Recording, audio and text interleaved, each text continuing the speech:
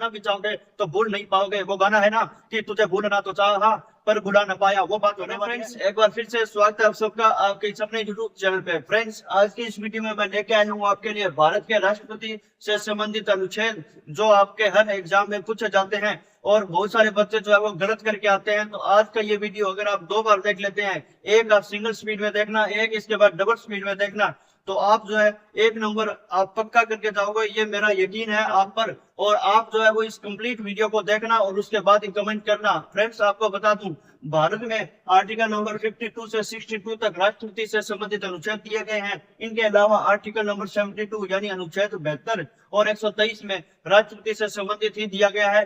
तो आप इनको याद करना। एक ट्रिक है, सिंपल सी ट्रिक आपको याद दिलाऊंगा, आप इसके बाद भूलना भी चाहोगे तो भूल नहीं पाओगे। वो गाना है ना कि तुझे भूलना तो चाहा पर भुला न पाया, वो बात होने वाली है। तो फ्रेंड्स, आपको कंप्लीट देखना है इस वीडियो को, तो शुरू कर देते हैं। और सिर्फ 5-7 मिनट का ये वीडियो होने वाला है, तो प्लीज आप कंप्लीट देखना। तो फ्रेंड्स, जैसा कि मैंने शुरू में ही जिक्र किया था कि आर्टिकल नंबर 52 से आपका अनुच्छेद नंबर 52 से शुरू होगा राष्ट्रपति का पद। तो हमें लिखना है पद का निर्वाचन कोटा काल दोबारा योग्य दशम, यानी हमें ट्रिक याद रखनी है, पद का निर्वाचन कोटा काल दोबारा योग्य दशम। एक बार वो बोलो, पद का निर्वाचन कोटा काल दोबारा योग्य दशम। एक बार और, पद का निर्वाचन कोटा काल दोबारा योग्य दशम। तो बस आपको याद हो गई, आप भूल भी नहीं पाओगे।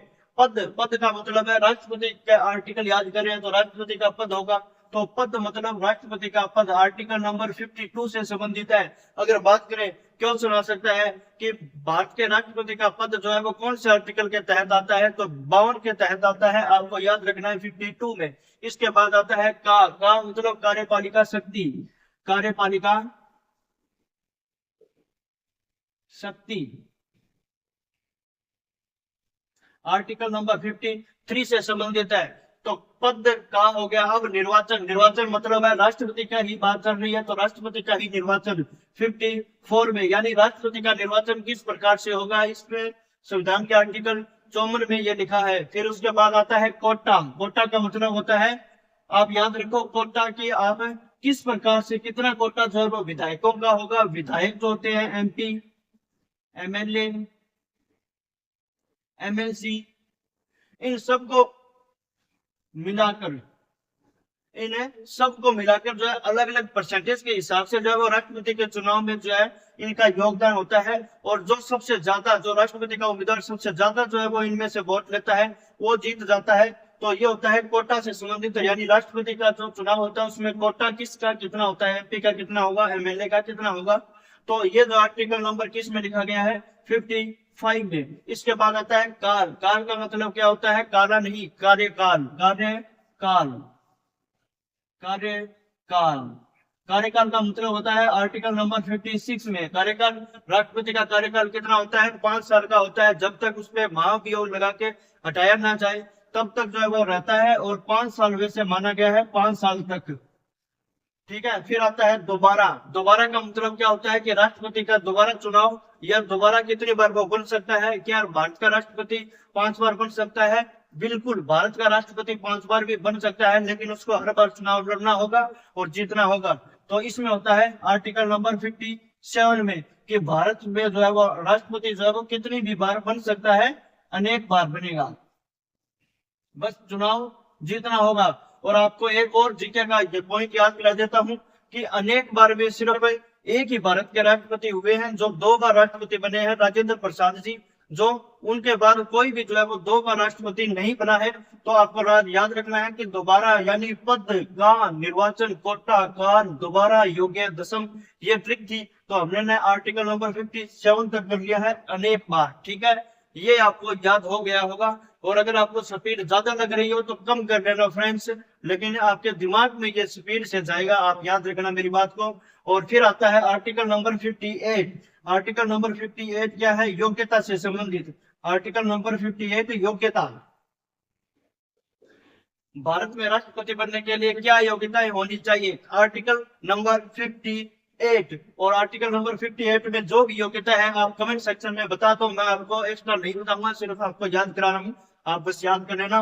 और योग्यता से संबंधित। तो फिर यहाँ पे 3 निकलेंगे हमारे पास अलग अलग article. Article number 59, article number 60, article number 61। ठीक है, तो आप दसम को याद रखना 3 तरीके से। एक तो होती है दशाएं यानी शर्तें, राष्ट्रपति बनने के लिए क्या क्या शर्तें रखी गई है आर्टिकल नंबर 59 में। फिर आती है यहाँ पे शपथ, आर्टिकल नंबर 60 में शपथ है। शपथ कौन दिलाएगा? भारत के राष्ट्रपति को शपथ कौन दिलाएगा? भारत के राष्ट्रपति को शपथ जो है वो सुप्रीम कोर्ट के मुख्य न्यायाधीश CJI chief justice of India शपथ दिलाएंगे। ठीक है, और फिर आता है महाअभियोग। महाभियोग भी चलाया जा सकता है राष्ट्रपति के ऊपर, आर्टिकल नंबर 61 के तहत चलाया जाता है। महाभियोग क्या होता है? अगर मान लो कि मुझे भारत के राष्ट्रपति का काम पसंद नहीं आया, मैं महाभियोग नहीं चला सकता। ठीक है, लेकिन अगर एमपी एमएलए को राष्ट्रपति का काम पसंद नहीं आ रहा है तो वो संसद में, भारत के जो संसद है उसके 2 स्तर होते हैं। जैसे एक तो आप देख सकते हैं राज्यसभा और एक होता है लोकसभा। लोकसभा में भी जो है प्रस्ताव लाया जा सकता है, राज्यसभा में भी प्रस्ताव लाया जा सकता है। राष्ट्रपति को हटाने के लिए 2/3 बहुमत से किसी भी सदन से अगर पास हो जाता है, मान लो कि महाभियोग प्रस्ताव जो है वो लोकसभा में आता है, लोकसभा में कुल सदस्यों का 2/3 बहुमत जो है वो मिल जाता है, महाभियोग पास हो जाता है, तो उसके बाद राज्यसभा के लिए भेजा जाता है। राज्यसभा में जो है वो इसकी जांच करवाई जाएगी, यानी जिस भी सदन में जो है वो प्रस्ताव आता है और जहां से पास होता है, जो जांच प्रक्रिया है वो दूसरे सदन में शुरू की जाएगी। तो यह बात आपको याद रखना है महाभियोग से संबंधित। तो मैंने जो आपको 61 तक करवा दिए हैं आर्टिकल। अब हम करेंगे 62 आर्टिकल एंड 72 और 123 आर्टिकल यानी 123। ठीक है, तो अब और आप ये देखना, एक बार मैं इसको मिटा देता हूं। तो फ्रेंड्स अब हमारे पास 3 आर्टिकल और बच जाते हैं। Article number 62, article number 72, article number 123। इन तीनों को आपको याद रखना है। एग्जाम में एक इनमें से भी आपको मिल सकता है डायरेक्ट। 62 नंबर आर्टिकल किससे संबंधित है? यानी संविधान का अनुच्छेद 62 आप संबंधित करोगे इसको राष्ट्रपति के चुनाव से। चुनाव तो आप सोचोगे कि पहले भी हो चुका है, इसका तो निर्वाचन में आता है चुनाव, तो नहीं। ये क्या है कि अगर मान लो मैं भारत का राष्ट्रपति हूं और मुझे पद से हटा दिया जाता है तो कितने समय के अंदर दूसरा राष्ट्रपति जो है वो चुना जाना चाहिए, उससे संबंधित है आर्टिकल नंबर 62। और फिर आता है संविधान का अनुच्छेद 72 में क्या कहा गया है? 72 में यह कहा गया है कि समाधान से संबंधित आई है। राष्ट्रपति क्षमा कर सकता है, समाधान। राष्ट्रपति किसी भी कैदी को क्षमा कर सकता है, यानी अगर किसी को अगर उम्र कैद की सजा मिली हुई है तो उसको आधी कर सकता है, 10 साल कर सकता है, अपने हिसाब से जो भी उनको सही लगे वो कर सकता है। आर्टिकल नंबर 72 में आता है। और 123 अध्यादेश जारी कर सकता है राष्ट्रपति, अध्यादेश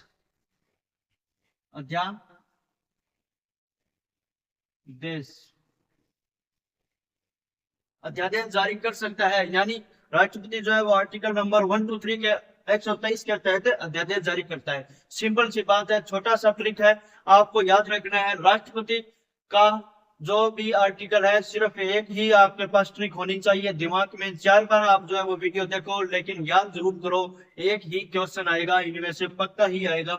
आप याद कर लेना, मेरी बात आप हमेशा एग्जाम में याद रखोगे। अगर इस वीडियो को कंप्लीट देख लिया, 1 नंबर आपका पक्का हो जाएगा।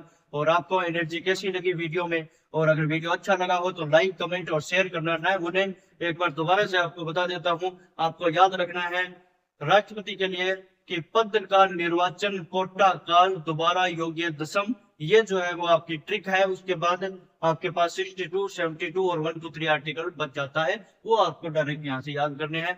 और अगर वीडियो अच्छा लगा तो फ्रेंड्स लाइक, सब्सक्राइब, चैनल को शेयर करना ना भूलें। थैंक यू, जय हिंद, जय भारत।